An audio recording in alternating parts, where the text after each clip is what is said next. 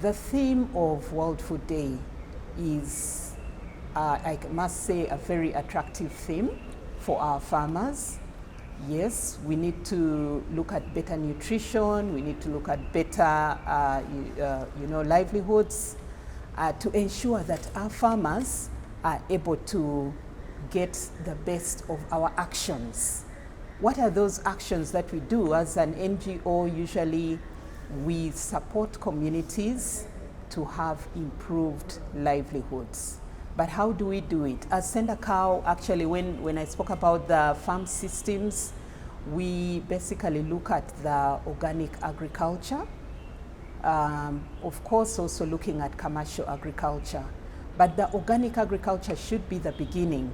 We need to harness the environment to ensure that it is able to produce and to give us more crops. So what we usually do is to harness the environment through the organic agriculture, use of natural resources in our soils, and that is what we train our farmers to do.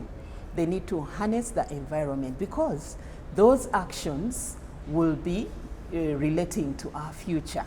When we are looking at improved livelihoods, we would like to see better nutrition for the entire household.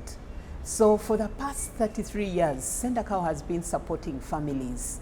But the way in which we do it is we identify in individual households through the women. Usually our selection focuses on women in particular at the household level. The woman is the entrance point, but we look at the entire household. And the reason why we look at the entire household is we promote the gender and social inclusion, because the inclusion aspect has come up because most of the time we leave out probably the children, we leave out even the men, we leave out the people with disability. But Sendacow includes everybody into our actions. So as Sendacow, we have been able to contribute to agriculture production by supporting farmers to access improved seed and also by training them on improved production. And I must say that annually, Sendacow actually targets about 14,000 households, and of which the household heads are women. 75% are women. So through our actions, when we work through those households, we are then able to train them to access improved agriculture methods. But what we do again in addition is that we set those households into groups, a maximum of 25 households into one group.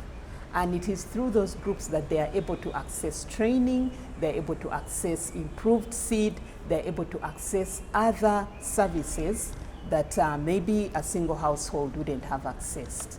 You find that when production increases, because roles and responsibilities differ through the production process.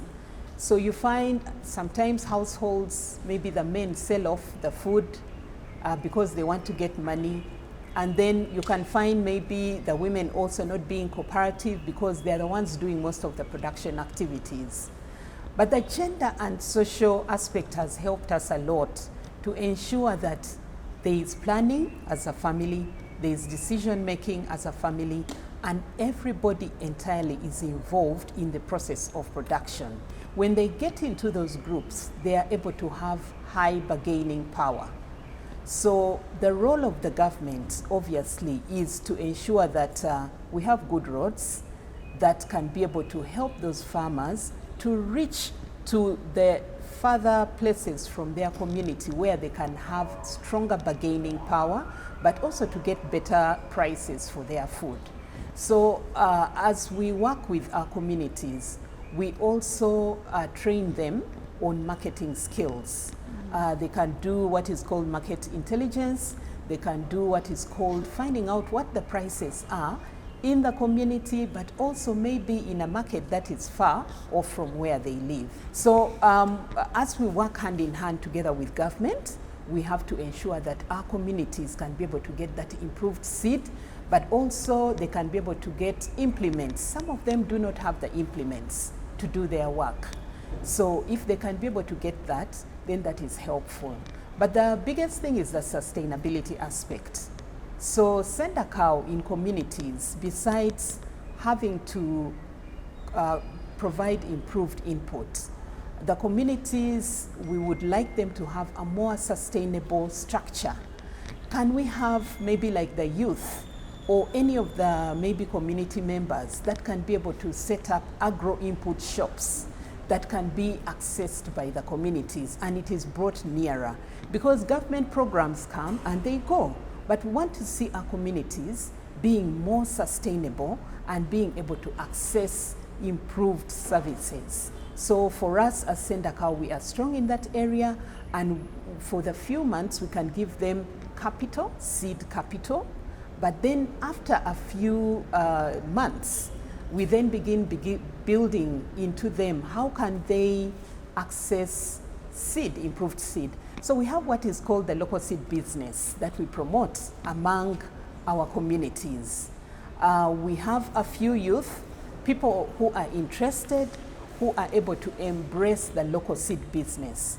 So working hand in hand with NARO, we are able to get trainings from technical expertise in agriculture on how to multiply seed, improved seed. And our communities are trained, maybe the distances they should take when they are planting improved seed to avoid that bit of cross pollination. So those communities are trained, and then they are able to harvest that seed and they sell to other community members, and that is what we call the local seed business. And I believe that is a very sustainable process, other than keeping on giving them handouts each and every time. As civil society and all organizations that are supporting communities, we know very well that food is a very key issue. Everybody cannot do, there's no one who can do without food. It's a key issue. So we need to find ways in which we can work hand in hand together with government to ensure that our communities are supported, to have better nutrition, to have better seed, to be able to access services that support them to have better production. The infrastructure in communities is very key. We talked earlier about the storage aspect. Could we tackle post-harvest handling methods to ensure that our communities are able to get quality produce and better prices, and therefore be able to have improved incomes from their production, the products that they have? So our request to the government is, can we help our communities to access agriculture insurance and agriculture financing to tackle the climate change issues that are really curtailing production among our communities? Together as CSOs, I believe that when we work as one voice, and the voice for the farmer to the government, then we are able to improve, we are able to have better nutrition at households, better production, and in the end we are able to have seasonal, to eat local, to eat seasonally, and to ensure that at the household level, families have increased incomes and better livelihoods.